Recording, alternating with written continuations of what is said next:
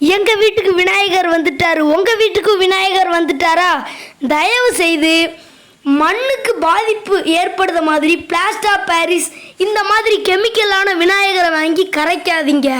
அந்த காலத்தில் மக்களுக்காக உருவாக்கப்பட்ட விஷயமே இப்போ கெட்ட மக்களுக்கே தீங்கு விளைவிக்கும் விஷயமா மாறிடுச்சு.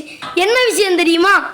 அந்த காலத்தில் விநாயகர் கரைக்கிறது ஆற்றுல வெள்ளம் வரும் பொழுது மொத்த மணலை பூரா சரிச்சிட்டு போயிடும்.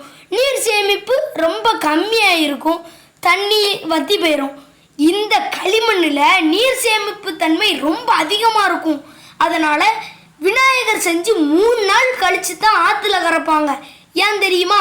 3 நாள் கழித்து தான் விநாயகர் நல்லா கெட்டியாக இருப்பார். ஆற்றுல கரைக்கும் பொழுது அந்த மொத்த ஈரத்தையும் அப்சர்வ் பண்ணி வச்சுக்கோ. காரணம். அனைவருக்கும் இனிய விநாயகர் சதுர்த்தி நல்வாழ்த்துக்கள்.